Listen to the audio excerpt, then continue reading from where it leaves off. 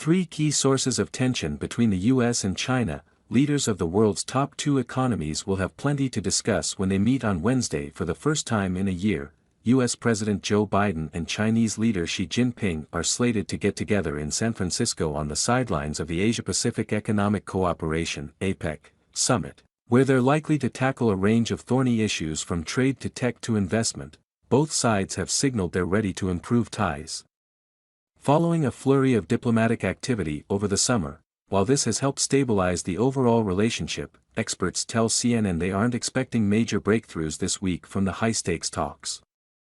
Even so, finding ways to get back on a normal course, in the words of Biden, matters hugely to the global economy. If they don't get along, the global economy will fragment into a bunch of smaller pieces that will lead to slower growth and greater inequality, said Scott Kennedy, trustee chair in Chinese business and economics at the Center for Strategic and International Studies.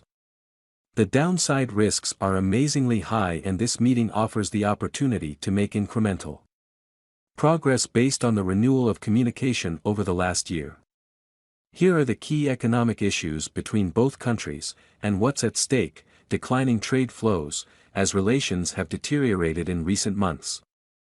U.S. officials have pointed to the need to de-risk from China, which refers to reducing exposure to Chinese markets and suppliers, without cutting ties entirely. The Biden administration has framed the strategy as a way to manage America's exposure to increased geopolitical uncertainty, while emphasizing that its goal is not an all-out decoupling of the world's economic superpowers. Recent trade data shows this shift, according to Qinggang Su, a senior research scholar at the Stanford Center on China's economic and institutions. For a quite long period of time, China H.